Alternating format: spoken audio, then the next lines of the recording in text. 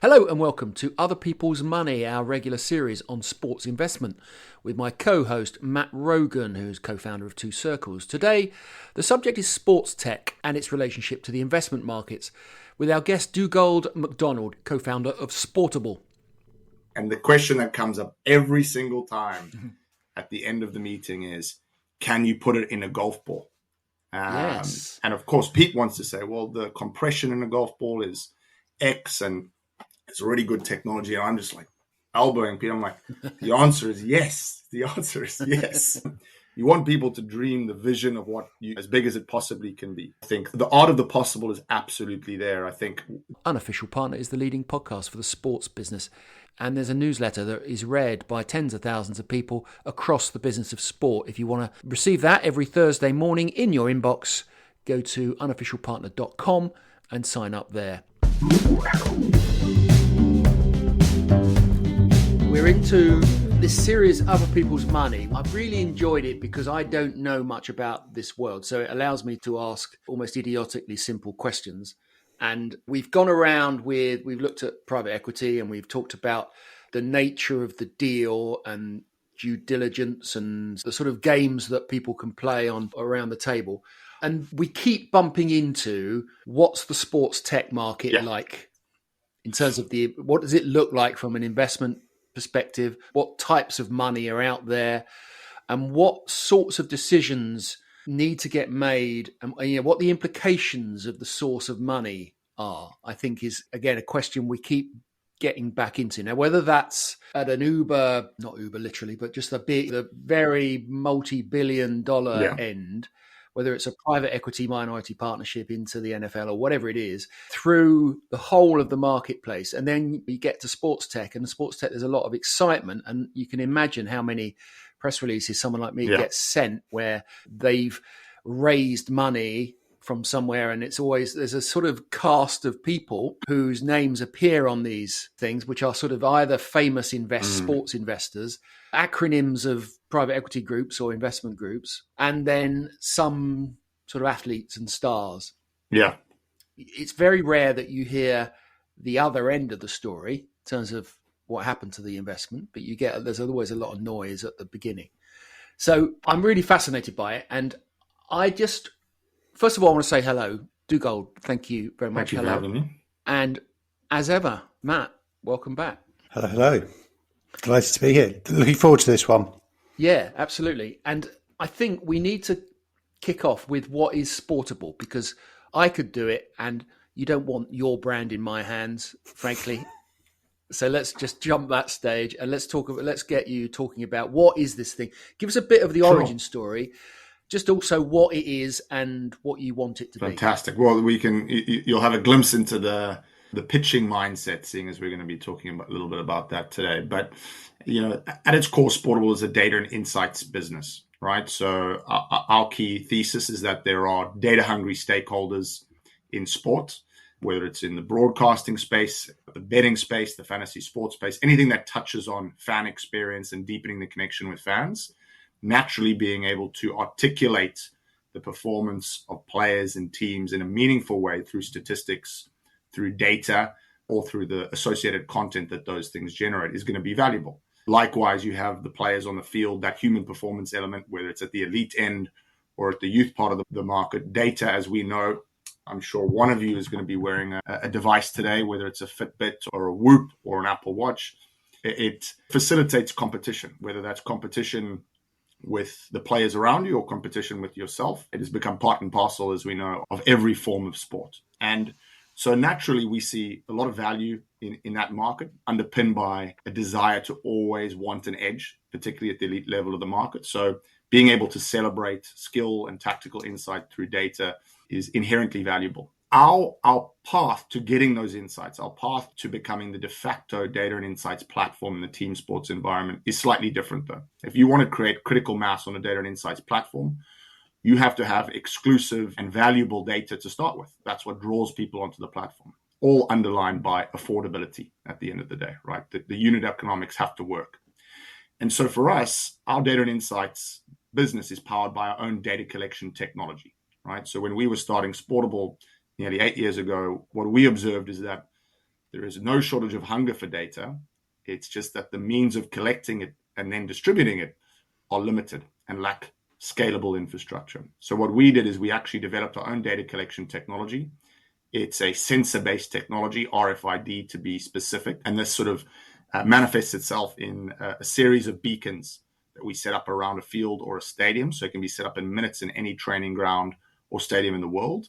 And then that can collect data from sensors that are embedded on players and embedded in balls. And that allows us to articulate stories around skill, how good you are at kicking, passing, and throwing. We collect data on the spin rate of a ball, the speed, its location in 3 dimensions. And then we collect data on the players, the same telemetry data. So speed, orientation, acceleration, and decelerations. And so that tracking system then offloads that data in real time to our analytics engine. And analytics engine then distributes the curated form of that data, right? Raw data around spin and speed is not that interesting. Being able to turn that into something a human being can understand intuitively is key. So we take the raw data, turn it into a statistic like a kick, a pass, a throw. And that really helps then go into a performance lens. You start to aggregate data, right? What was the pass speed over a course of a season? Has it decreased or is it increased? Are our coaching technique working? Or are we using the raw precision data to enforce game rules? So can we take that capability and start to use it for officiating?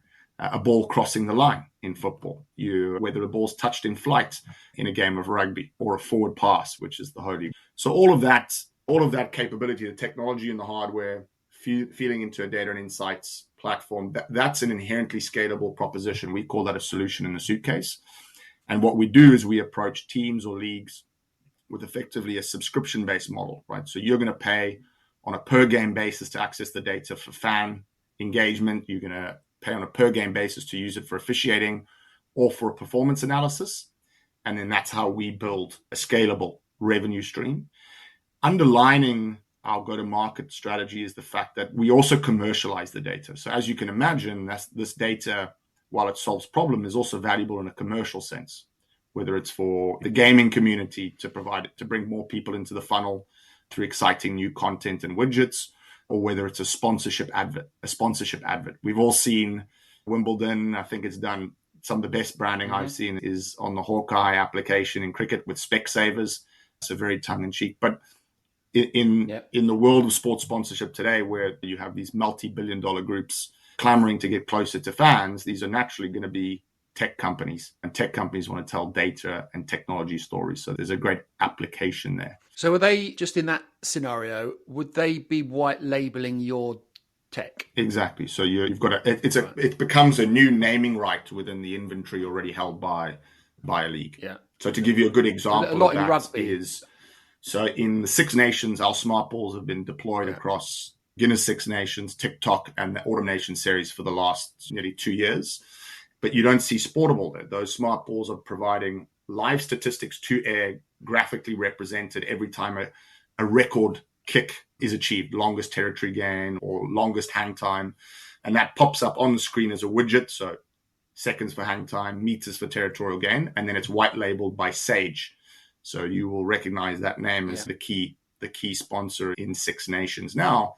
And really that is a multi-billion market cap software analytics focus on the accounting market, right? So now they're able to tell a technology story, get closer to their audience in a more meaningful way. So that's been a really successful case study in that. And that's effectively underwriting the cost to the league, which can then pass on the benefits of the performance data, the officiating applications in time to their officiating groups and to their teams. So when you're selling, if you go into the rights holder, given that Sage case study is a really powerful one, it's really interesting and live moment, which door do you go in? Do you go, because I can see a supply side to your business where you've got the coach performance end of a rights holder or a team getting excited about this, we need this, moaning to the CEO, the competition have got it, blah, blah, blah. But then you've also got the demand side, and then that becomes a commercial question where it's a Sage activation waiting to happen, and the commercial team want it. And quite often when we have people coming on who are sort of in the supply chain in sport, they quite often get frustrated or confused about which door to go in, and they waste a lot of time going in the wrong door. What's your sort of journey on that one? So I think that the first part to that is how do you get to the leagues and the teams? Well, let's focus on leagues because that's where the inherent scale come from, right? So, and the way you can monetize data in many ways. So the first step is actually, so we built a lot of our commercial strategy around our ball partnerships. So I touched on in the introduction, we embed sensor technology into balls. It's not easy, but we've created a patented methodology for doing it in such a way that you don't change the dynamics of the ball. You don't change the weight. You don't change the balance.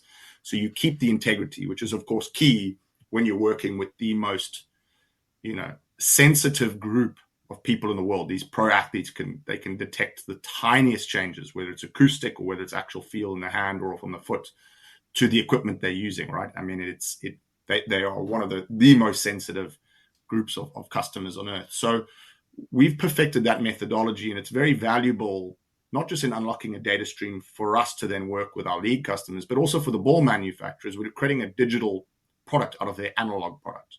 So what once was a rubber or a leather product has now got digital capability, right? And so that's going to be very valuable in our shared customers' hands. So they're incentivized to work with us to get into those teams and those leagues, right? So our first step is going hand in glove with those ball manufacturers and having a credible introduction from one of their credible partners, which in some cases will go back hundreds of years in terms of the relationship. If you think about a company like Gilbert Rugby or, in your case, Matt, Gray Nichols, right? Culturally relevant organizations as much as they are commercial. So that's our first step. Then the second step is then kind of working with the league. And this might happen a little bit beforehand in terms of sort of our team understanding a different part of the segment, right? So perimeter sport, so where we sit, whether it's the elite end in that challenger environment. So we'll sort of have a sense of what's driving adoption there. And then we'll come with them, effectively show them the spokes on the wheel, right? So you've got the spokes, the performance spoke, the officiating spoke, or to be quite frank, the commercial spoke, the revenue generating application. And so it can be varied. So to give you an example, I would say that Six Nations was a shared prioritization of the performance data and the commercialization of that data, right? I think those things went hand in hand. And I think generally looking at the market now, I have come full circle to know that the sort of perennial demand and driving force of adoption is around performance. It's just always going to be a key part of what you have to get done to be successful in the environment. But then there are other environments. We've just launched and are coming to the tail end of our first deployment in the AFLW in Australia, part of the overall umbrella of the AFL, one of the biggest sports leagues in the world, incredibly innovative. But they have 4 or 5 officiating problems based around the ball, right? It's much like football. Ball crossing the line is an issue. A ball touching an opposing player's hand before crossing the line is a big swing on the point, 6-1 point. A ball going over the top of the post where a human being can't quite detect from the right angle is a big swing, 6-1 point. And it's consistently a highly controversial moment during the season, right? Always big games decided, always a lot of fans taking to social media. And so that was quite a straightforward for one. It was about game integrity. We want to be able to provide the game with the right level, and then quickly followed behind that is the commercialization, because you've started to educate on the benefit of the technology, and naturally it is a fantastic window for a brand to tell that story. So those are two examples of completely different approaches. And then in American football, commercialization of data in the gaming space has been our biggest driver at league level. So that then distills into a team, quite a varied team, I guess, is the next thing for us, is who have you got on board to sell? Because there's just so many places to do it, and you've got to prioritize. And that obviously sends a ripple all the way back into your product teams and engineering teams on where you prioritize and what comes first. I've just got one question. I'm going to let Matt jump in. Is barrier to entry, just in terms of the ball manufacturers, why they can't do it themselves? It's a good question, and I think it's similar. It's the same question that could be asked of all data and tech. I think more broadly in sport is, why doesn't AWS do it or Google do it? It's always that's your existential threat in many ways. So specifically to the ball manufacturers, I think the first thing is cultural, in the sense that most of them have built apparel brands, right? These are consumer-focused organizations. They are, of course, harnessing technology in many ways, but culturally, it's not necessarily embedded, right? I think the second thing is obsession over a problem in its rawest, nichest form, and then turning that into a scalable outcome is not something big corporate organizations necessarily have bandwidth and investment to do. Right. Typically, what they will do is they will acquire a set of technologies if they think it's going to create resilience in their commercial model, or if it's got a competitive edge over one of their peers in the market. So that's not to say it's not possible. It's certainly been done. A number of the ball manufacturers have launched their own sort of versions of ball tracking technologies, typically in the consumer space, leveraging that consumer relationship they have.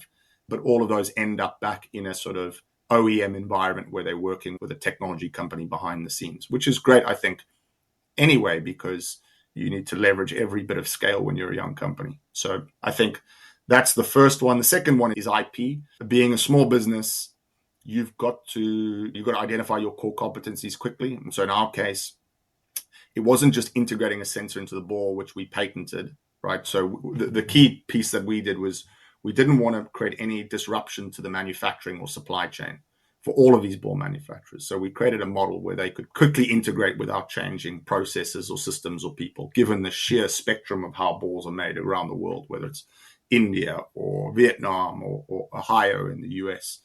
So that's a key piece of IP. And the second is the ecosystem in which it operates, right? So you've got a tracking system of ours, which is set up. It's portable, it's wireless, which is revolutionary in our space because that allows you to be scalable and flexible. So that's another layer that you'd have to go and create to get to that data and get to that scale.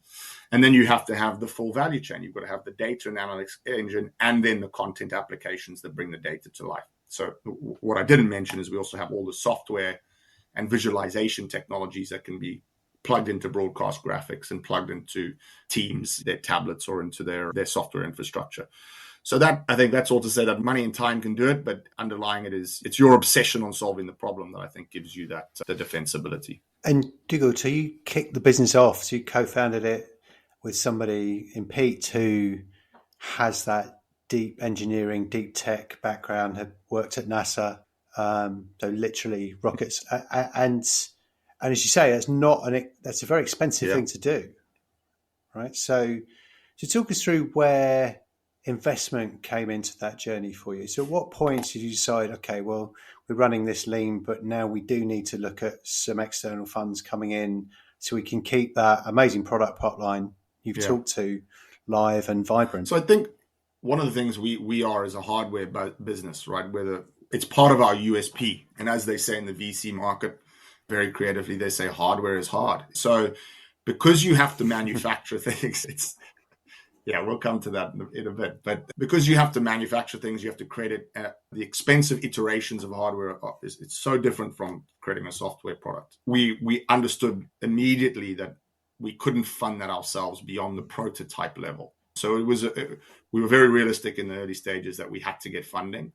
I would also say that there was somewhat degree of romance of the idea of going on the road and pitching and raising venture capital and doing a grand tour around. So I think we got into it quite early. We probably spent a year in 2015 doing the prototypes in our spare time. So while we were doing our day jobs, and then late 2015, early 2016, we sort of hit the road. And UK was actually our first stop. We met a great group of early stage sort of angel investors in the sports media and technology space. One of them, I know I can mention, Aidan Cooney, who was the founder of Opta. He was our first investor alongside one of his early partners, Rob Lowe. And they gave us the credibility, they gave us the confidence and that little injection of capital just to get us on the way. And that at that point, what are they buying? They're buying a finished prototype, or are they buying two really capable people with a dream and a belief they can make something happen? I would say it's the latter, and I hope that Aidan and Rob agree with me on that. But yeah, I think if I look back on it now, the beginning of our business, and this is traced back to how we started. So you mentioned Pete and his great pedigree in engineering. Actually, the idea started while he was working for NASA in the US. He was working in Idaho. And as we all know, Idaho is a big hockey country. So in his downtime, he was watching an ice hockey ice hockey game, and he saw a huge body check on the ice. And he thought, would that kill me? And instead of stopping there, they started to work out from first principles the magnitude of impact. And they used that sort of as a computational comparison, which was boxing punch versus hockey versus rugby scrum versus a SpaceX rocket taking off on a launch pad. And that's I think a very human sort of desire is creating reference points, particularly in sport. And so he told me this, and it was an amazing sort of moment for me, which was why don't I know how hard my favorite rugby players are smashing each other? I was thinking circus hammer up lights on TV. And we haven't got to that, but that was the initial idea, was can we capture impact? And that actually then was the thread that we pulled on, which is, well, if this is a really meaningful set of data, whether it's on the fan side or on the health and safety side, what else is missing? And so our big realization was that the underlying approach to collecting data at scale there wasn't enough attention on it in sport. Typically what was happening was tech coming from off the shelf from other industries to be retrofitted. And so you're telling that story to Aidan, he's seeing you're capable people, and I guess you're sort of buying into the fact that you two together can solve it. And I think that was he then challenged us, and Rob challenged us with two further things, which was, okay, that on its niche offerings on their own are just going to be same but different to where the industry is. It still is today to someone. It's just kind of a myopic focus on one problem. Yeah. So they challenged us to focus on two things. One was, can you actually collect the data from multiple sources? So ball player, so to be able to synthesize a one-stop shop, so to speak. And can you do it in crowded environments of 80,000 people in a stadium? That was something at the time. It's become more and more commonplace now to do. But 7 years ago, that was a real challenge in collecting data from biometric sources, right? You have a lot of interference, as we all know. And even the best stadiums in the world still Wi-Fi connectivity. It's an RF catastrophe. And so by the next time then, so you're doing your prototype, you answer yes to their challenges, I'm assuming. And then you decide, okay, we've got a prototype, we know it works, we've got some believers in the UK industry. When do you next go out for investment, and what's the premise behind that? Is it about, we've got a viable model now, we need to scale it? What was the conversation? So we always... And who was it with? It was always about where do you start in sports, and I think our DNA is in rugby. I think if you look at our business, a lot of it's associated with the rugby market, and it was very intentional as a place where it's really difficult to collect technology, and it's very difficult to do it really affordably, right? So that was a big choice for us to start. So as a next step, it was, where do you go and prove all of those kind of key things? You can deliver the data in real time, the data is accurate, and you can show it in a kind of commercial sense. And so we did our first sort of milestone was, can we do it in a big stadium that's indicative of the largest in the world? And can you do it with a lot of people? And so we picked, it was the varsity match, Oxford and Cambridge, 2016 or 2017, that gave us that case study. And we took one of the boxes, we brought a bunch of people from within the industry, and we were porting all the live data onto a really fun user interface, showing the players in real time, which at that time hadn't been done outside of like the NFL. So this is on a very affordable pop-up installation, and it was a sort of seeing is believing type of trial. So that was the first major moment. And then it was, okay, we've proved the concept. Now we need to go and raise money. And we did a £2.5 million raise from their wider angel network. I just got a quick question on, at this stage, just so while we capture it while we're here, is your projections of what the size of the potential market was, the projections of your place in the market as defined, and looking back, were they accurate, and does it matter, I guess, is my question. So again, we get a lot of people coming on and saying, well, the TAM is blah, blah, blah. But just talk me through that, when you look back on those, how accurate were they and what were they? So I think from an addressable market perspective, even we've been surprised about how quickly the market's grown, because I think, one, underscored by COVID, the desire to diversify from a revenue perspective. And two, I think the conversions of other major technologies, streaming technologies, certainly allowed us platforms to democratize statistics and data and content more broadly. So there's been an acceleration, I think, in the accessibility of this stuff, which means your market's going to get bigger than necessarily the numbers you can count in a direct model. In terms of our accuracy of predicting our success on that, I think I'm not going to say it publicly that I was very accurate, because in early stage business, you typically tend to miss your lofty targets early on. But I think that certainly we've come back to that in a big way, though. So the early stages was exploration, trying to find that fit, experimenting with different models in different segments. And in that sense, we were quite lucky in being able to articulate the end story and the necessity of investing in the technology and needing to keep doubling down on that, right? Because particularly in our space, and you use that word expensive, Matt, it is expensive. So you've got to be able to show light at the tunnel, but at the end of the tunnel. But sometimes that's not necessarily best proved through revenue or top line. It's best shown through a really core engagement with a particular customer that you can show is a scalable customer group as well. And so in terms of that traction, we started in rugby, and that naturally made the business look small, because rugby is a smaller addressable market no matter which way you cut it.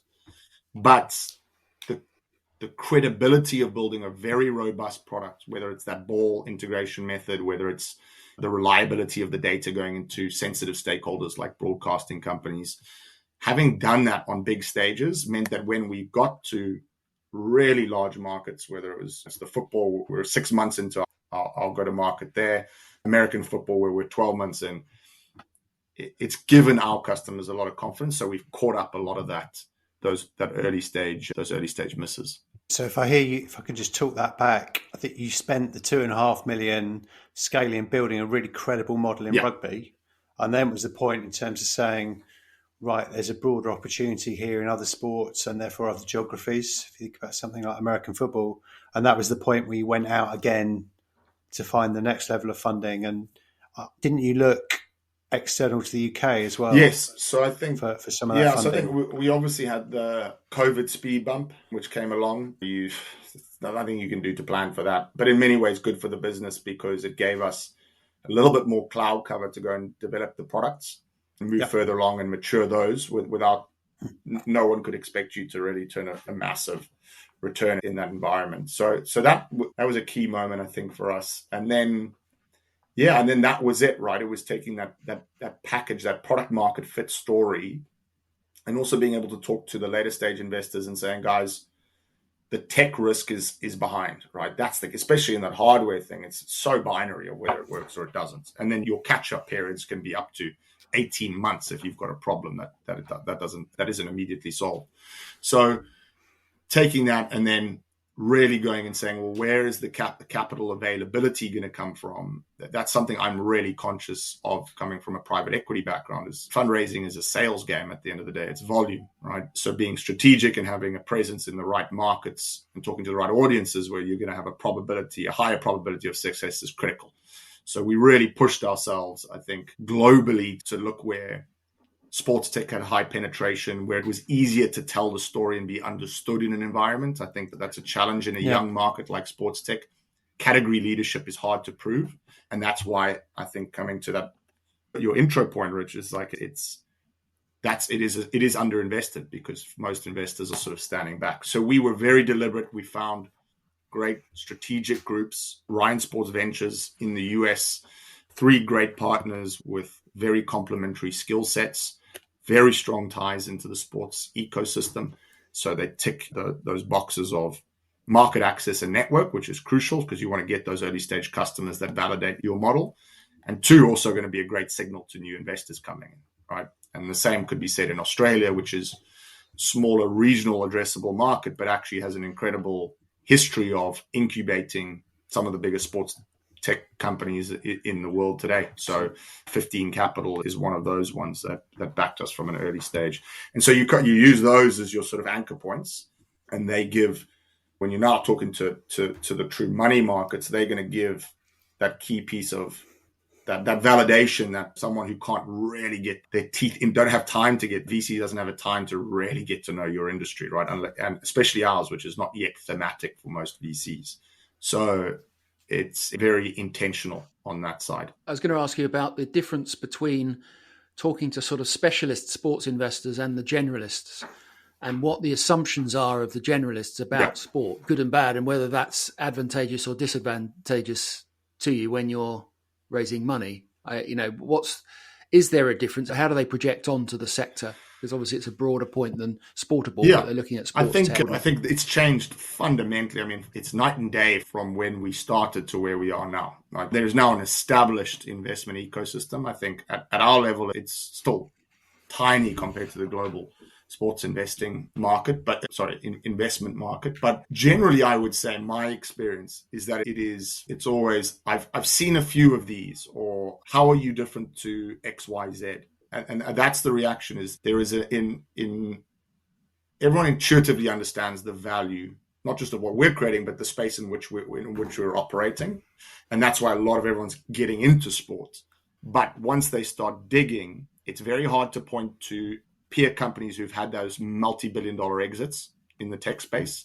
On a data collection and a data analysis front, you've got maybe 2 companies that have reached $1 billion on a market cap basis. So if you're comparing yourself to fintech valuations in businesses around the world, it's tiny. And that's what these guys, a lot of those VCs are looking for. So who are those two? That would be, I suppose, your Genius Sports and a Sport Radar, and as data businesses, inherently data businesses are, I think, 1.5 and 2.5 at last look. Hawkeye, harder to say, but because of its ownership by Sony, but I think would naturally be close to the $1 billion mark if it was a standalone. So you've got examples of that trajectory, but it's not. I think if I were to simplify it, you need to be, when you're in the rooms of the VC, it needs to be 1 + 1 = 10 billion. It has to be so simple of who the customer is, how many of them, and assuming you're only going to get 5% of them, are we going to make, at least a 10x on this 10 million, 100 million investment we're going to make? And I think sport, it's very hard to show that, certainly on the technology between the 4 white lines. Outside of that, in the, Matt, in your space, in the fan data environment, I think that's probably a lot easier because it's a more direct link to a large consumer base. But my experience is that the traditional VC community finds it opaque. It's hard to really break down and establish what the major winners are going to be. It's really interesting, Dugald, actually, in terms of sort of where the fan engagement sports tech sits at the moment. I suspect what's happened in the last 5-6 years is, with a lot of frothy capital, probably best described as, a lot of fan engagement sports tech businesses have been invested in under the premise that they're technology. And as their business models have matured, they've started to realize actually they're not just technology, they need people. And it's a technology-enabled service in terms of fan engagement they're delivering to the clubs, the leagues, and so on. And what that means is they can't sustain, as they scale, the kind of tech-driven valuations that they've generated from their first and second investment rounds. And the investors are thinking, well, we've kind of overpaid for this house now and this mortgage that we've borrowed against to buy this house. So I think it's a really challenging time, actually, in the fan engagement side. Wearing my UK Sports Institute hat, I see a lot of the sort of performance tech start point businesses. I think it's a lot more interesting and vibrant in there at the moment, actually, that is in the commercial side, where I think it's a bit of a moment of reckoning going on.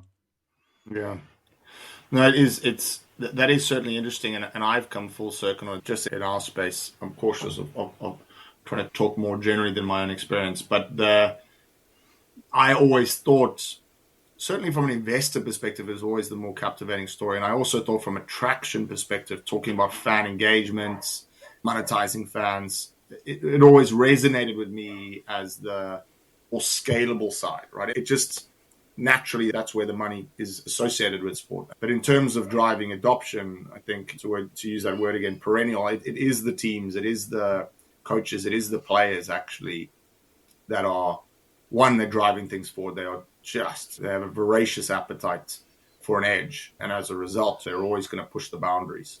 And the flip side of that is, in our case, you can't be a commercial proposition and expect teams and players and coaches to adopt something if they don't think there's a benefit for them, or if they think if it has any impact on their performance. And I mean, impact doesn't necessarily mean it to be like how they play. It's, do they have to spend 5 minutes even thinking about this in the build-up to a crucial game on the weekend. That if that it alters that preparation line, it's out.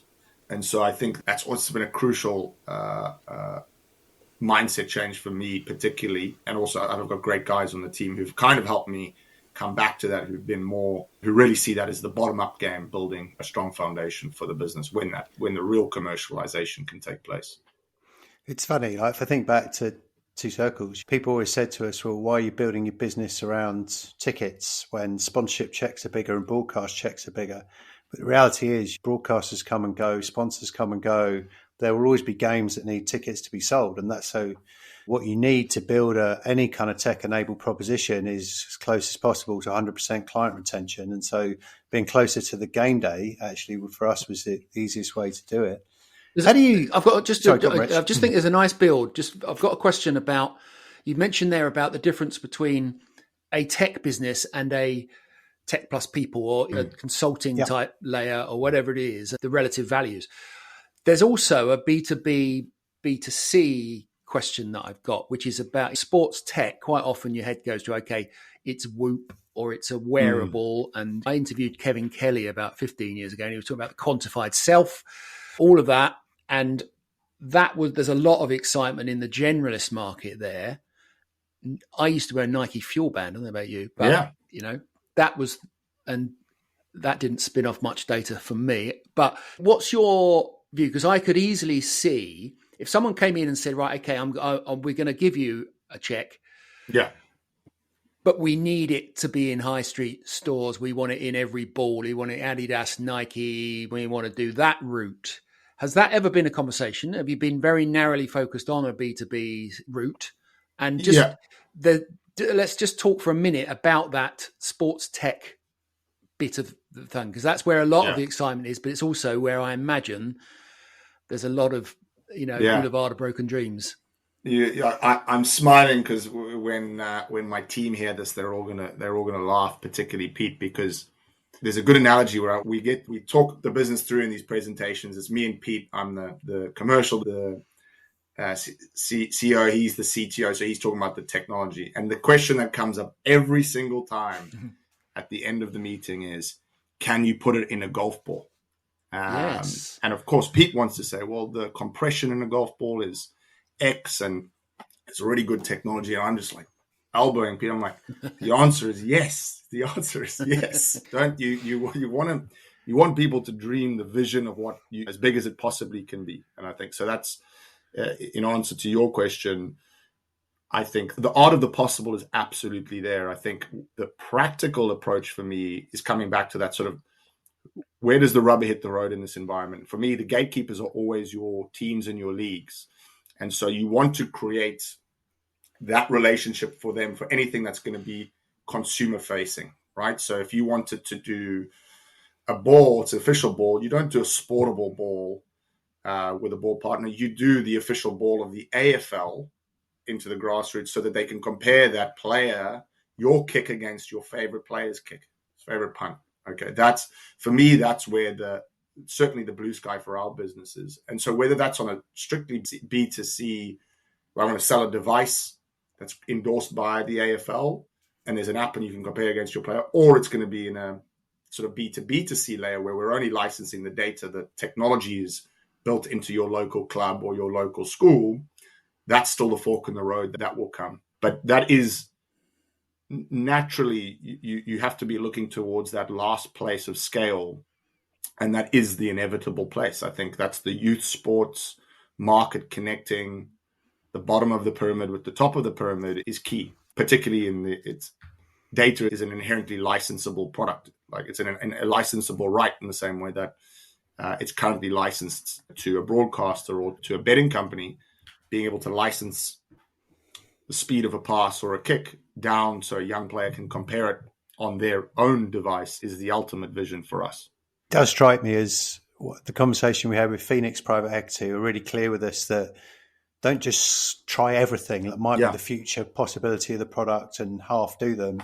Keep some stuff under the table for the next exit journey or the next investor to come through in terms of what the next horizon might be for the business. If you're sitting on a findable golf ball then I'm going to come around your house and you save me a fortune. But if that's it feels like, well, that's a huge part of the business, and it's quite interesting. I mean, in terms of the speed at which you want to get there. Yeah.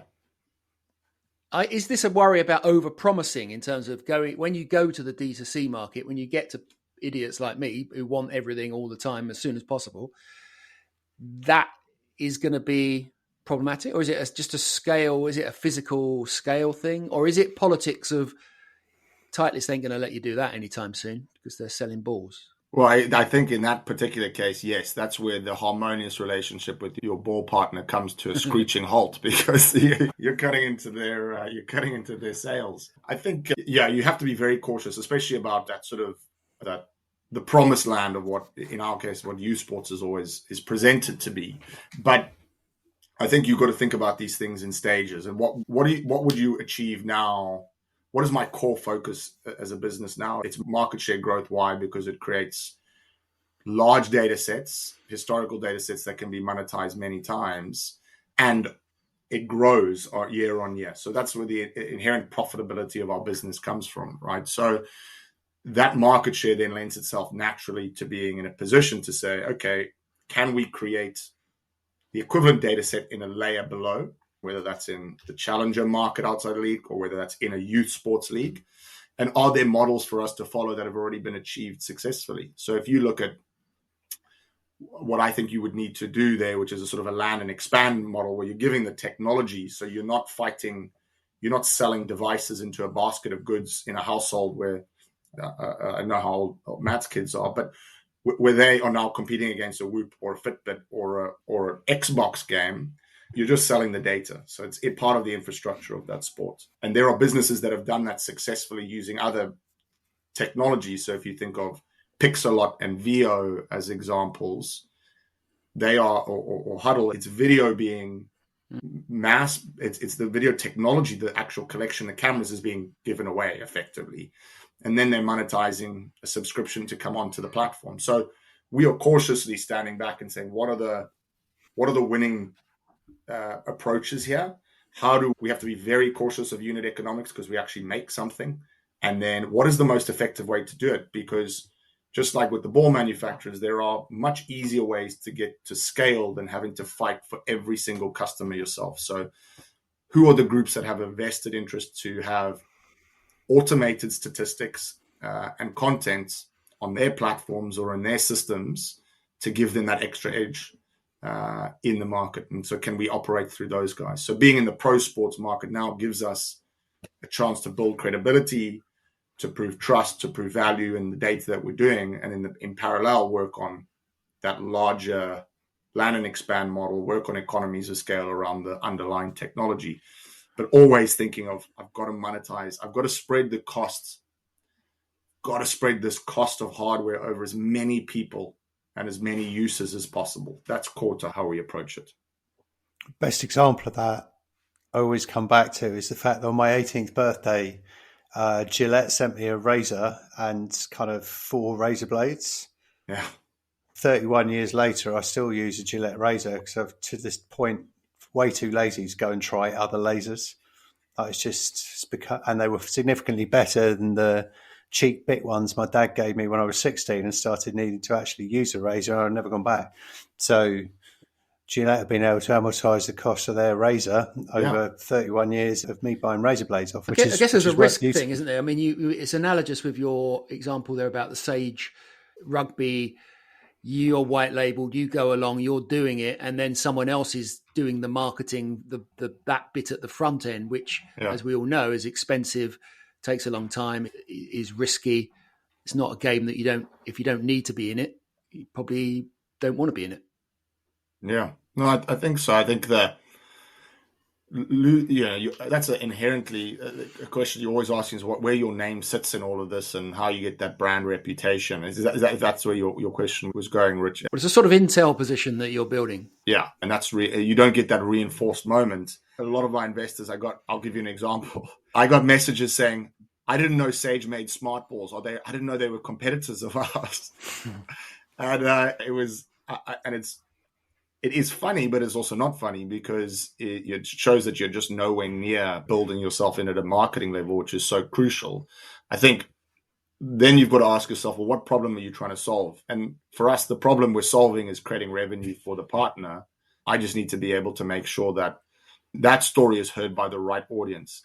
And I think going back to fundraising and being successful in fundraising, where we've become good at it is when we've acknowledged really who we are and what our core competency is, and really getting into articulating that value prop.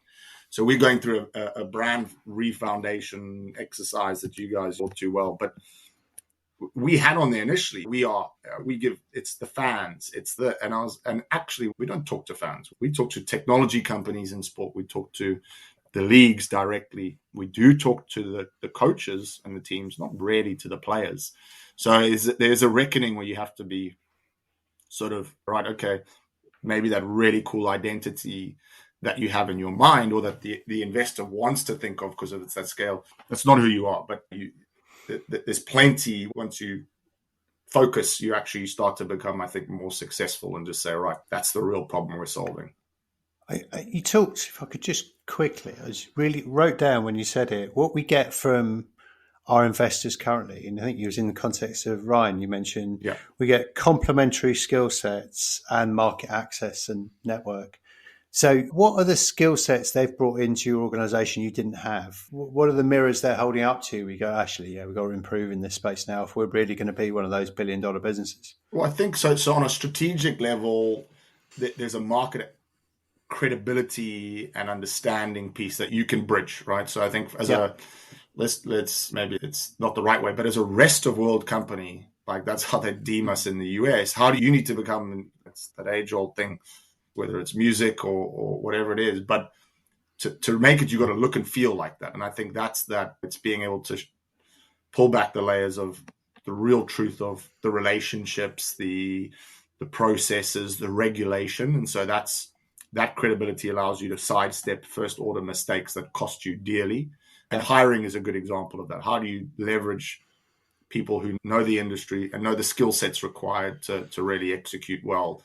That's a really important part of getting sort of culturally embedded, I'd say. And then, but I'd also say that's on the strategic side. There's another full swing, and I think a big change to us in our recent Series A has been the addition of Dine the Will VCs, venture capital business, and they have brought a really clear focus on financial governance and transparency in financial systems. That's a nice counterbalance, I think, which is you're building a business. Really, how are you going to make it methodical? What does the sales engine look like?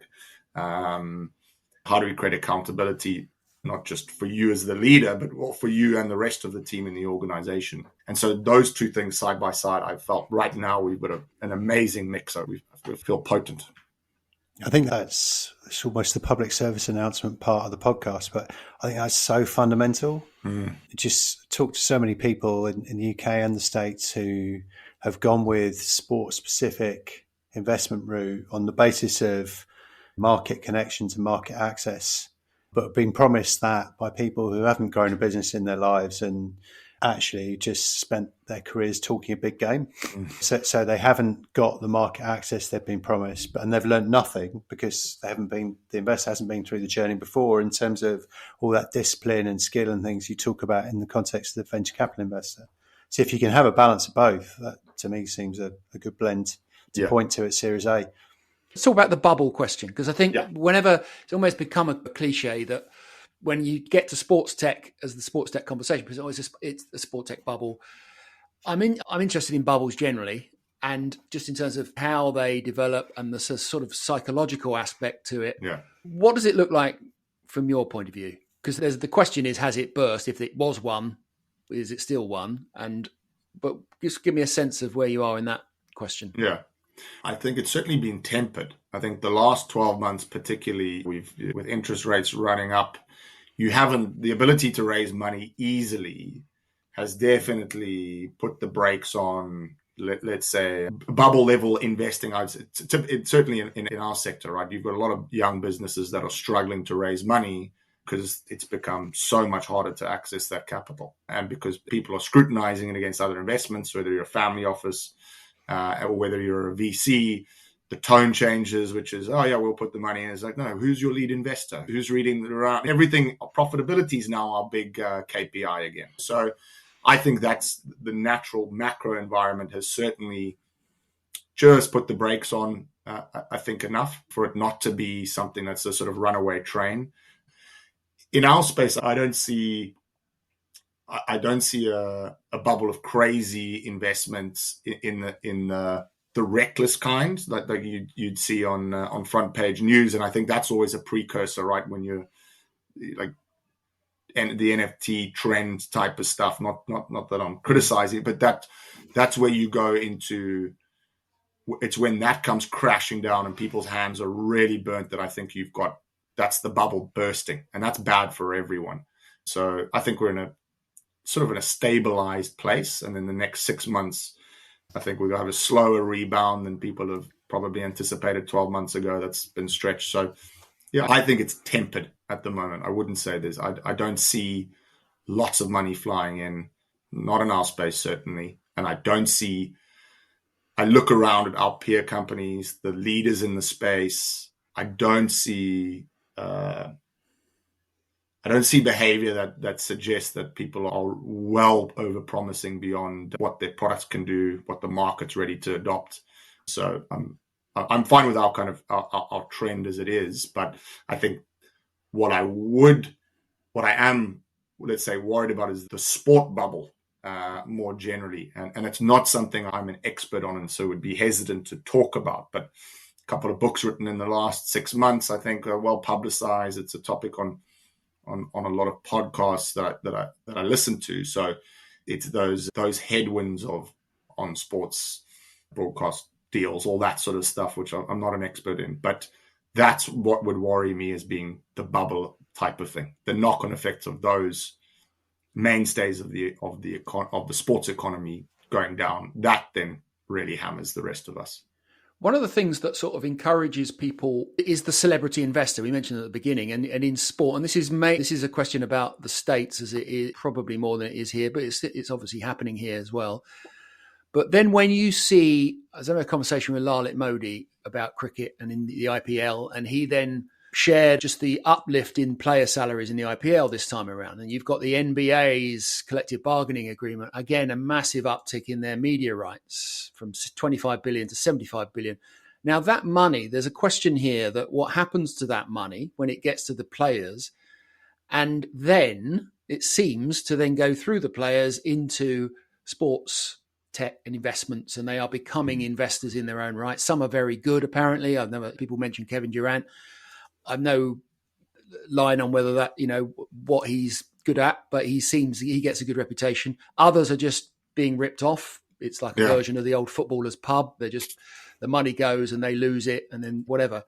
So you can sort of see that it's a market like any other. But one of the recipients of this money is the sports tech area, because it's sexy, because they think they know sport and they put their face to it. I never quite know what the nature of the deal is and whether how much money is involved, and they're trading celebrity VIK for actual money, and how much benefit that actually brings. Rather, there's a halo, perhaps. Again, what's the sense there in terms of just that relationship? Because again, you mentioned there about the sort of, there are big question marks, and we all know what they are in terms of media rights valuations in terms of going forward, but there's still a very large amount of money coming into the industry, and quite a bit of it is going to head into your sector at some point. Yeah, I would say so. I think that the key underpinning those investments is influence, how they can influence the outcome of the business using that IP as you describe it. Again, I think there's always the great announcement, what the type of deal was and how much equity the founders gave away to get the name on board. It's certainly not a cash at a market rate value, right? We know that. Still, I would still question how much of that percentage of 100 million salary is going into the sports environment versus going into a typical investment vehicle being led by the best investment houses. If you to use your NBA example, in the US, is a large percent of that going back into sport, or is that the The speculative 10%, I don't know. So I've certainly in our peer groups around here, I don't see a lot of investment, and I don't see a huge amount of capital, certainly not in the early stage to Series A. I think you see that more as larger syndicates of investment getting into those scale up growth stage businesses. I think that's where the weight really can be added and pull together that network effect that a great name will bring on board. So yeah, for me, the jury is still out on that. And also, how important is it? Would be my question if I was looking at diluting my shareholding for someone coming on board. How can I measure that ROI?